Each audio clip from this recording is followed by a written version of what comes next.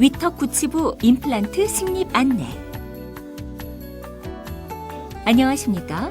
본 영상물은 임플란트의 식립 수술 과정과 주의사항에 대해 알려드리기 위해 제작되었습니다. 이어지는 내용을 참고하셔서 안전하고 편안한 수술이 이루어질 수 있도록 협조해 주시기 바랍니다. 치료의 목적과 효과.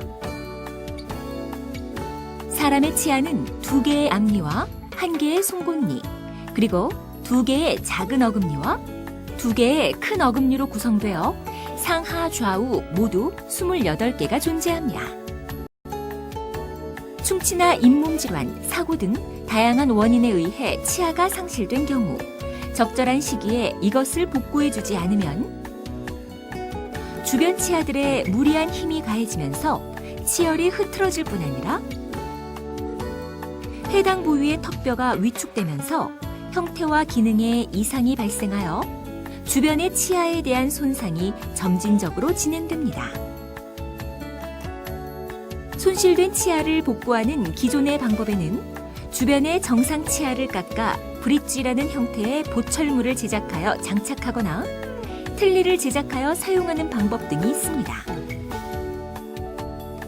하지만 브릿지 보철물의 경우 손실된 치아를 지지하기 위해 주변의 멀쩡한 치아를 깎아야 하고 지지물이 없는 맨 뒤쪽 치아에 대해서는 적용할 수 없을 뿐 아니라 치아 손실 부위의 턱뼈가 위축되는 것을 막을 수 없다는 문제점이 있습니다.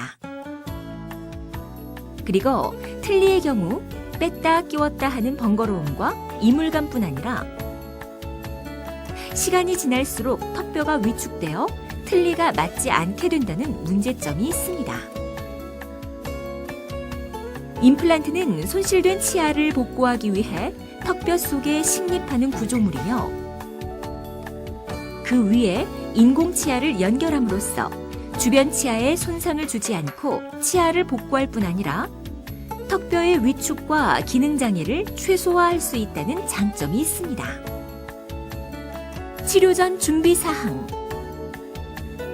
안전한 수술을 위해 과거 다른 병력이 있거나 약물을 복용 중인 분들은 사전에 의료진에게 해당 사항을 알려주시기 바랍니다.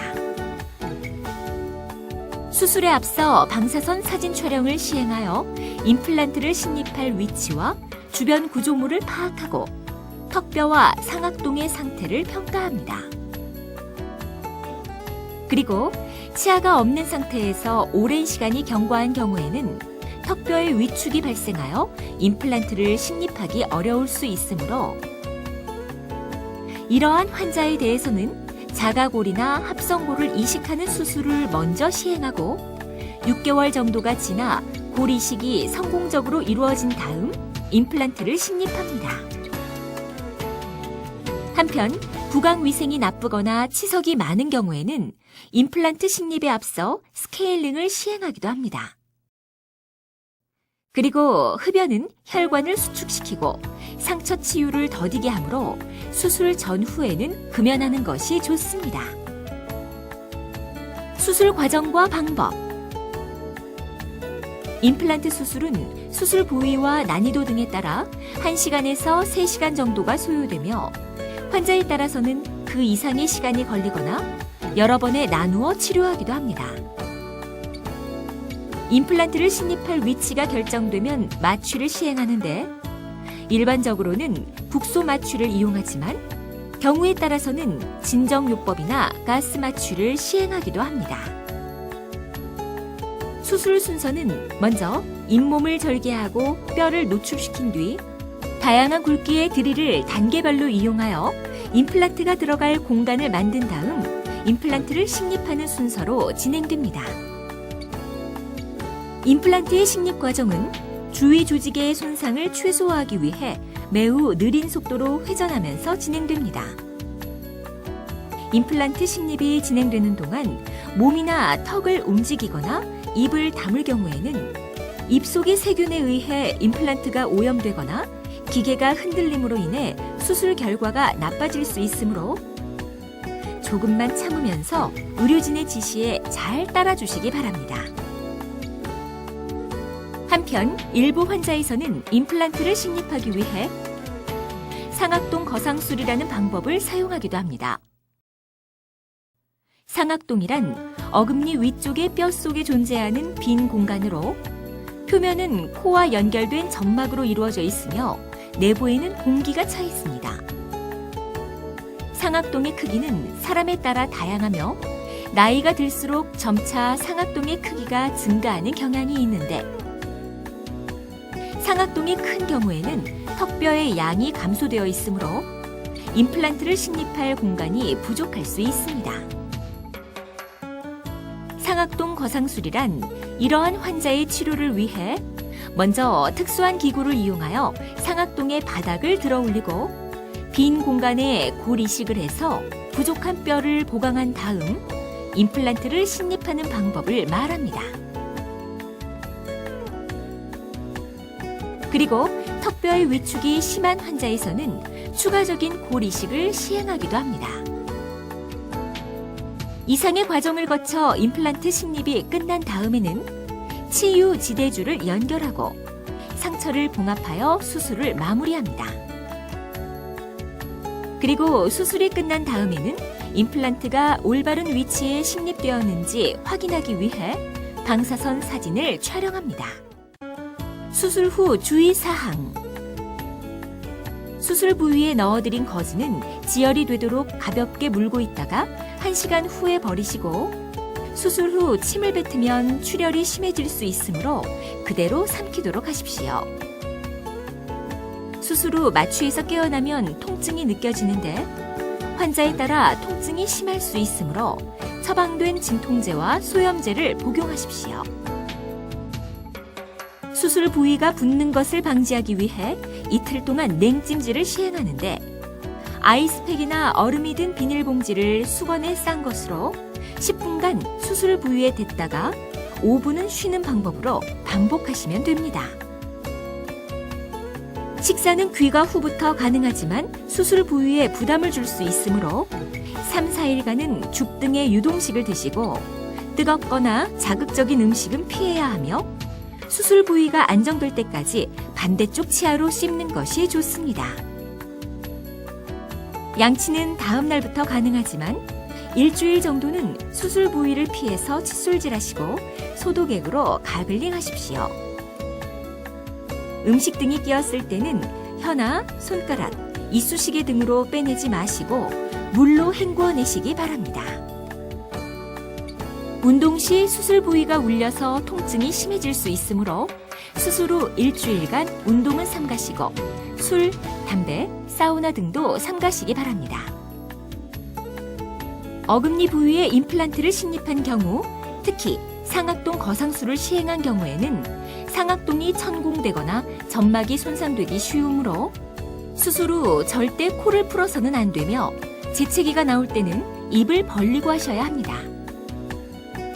임플란트 식립 후의 치료 과정.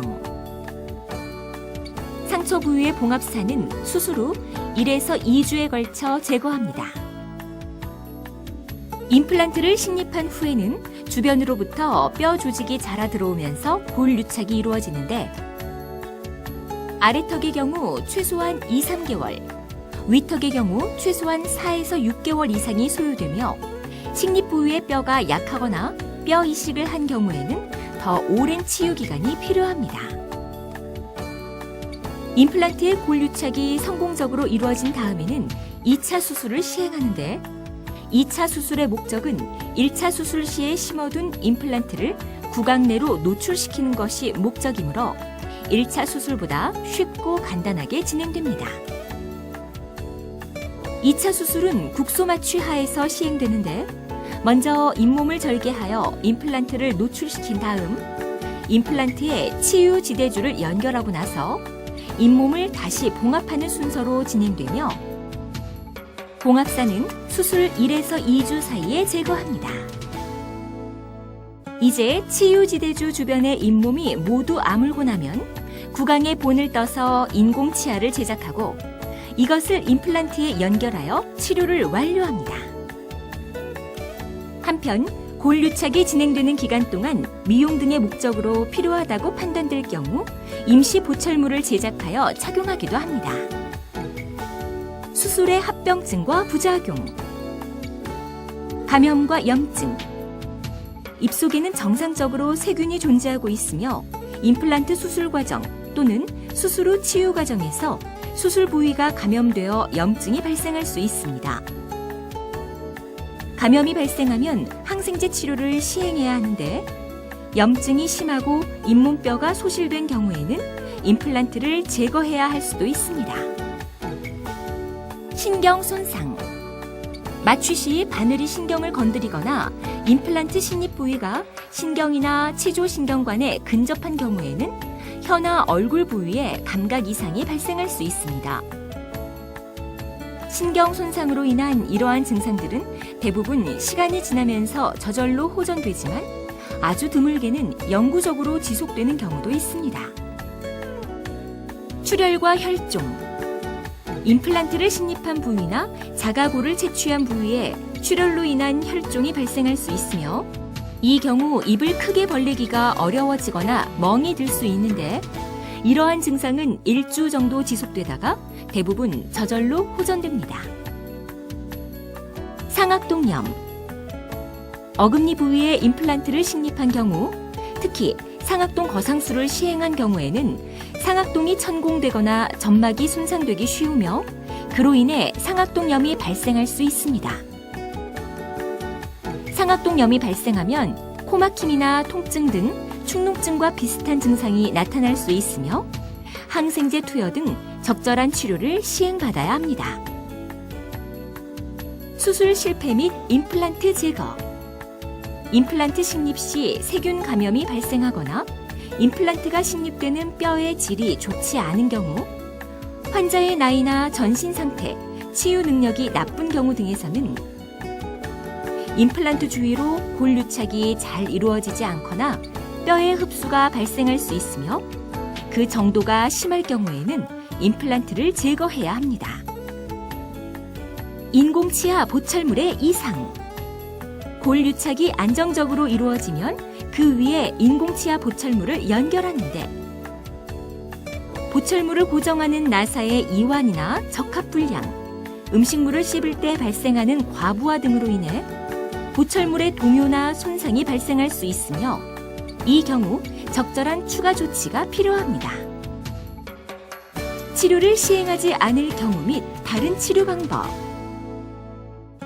충치나 외상 등으로 인해 손실된 치아를 그대로 둘 경우 해당 부위의 뼈가 위축되면서 주변의 치아까지 손상을 일으킵니다. 임플란트를 시행하지 않고 손실된 치아를 수복하는 방법으로는 브릿지 보철이나 틀니를 제작하여 사용할 수 있으나 이러한 방법들은 뼈의 위축이 진행하는 것을 막을 수 없기 때문에 임플란트에 비해 근본적인 치료법은 되지 못합니다. 기타 주의사항.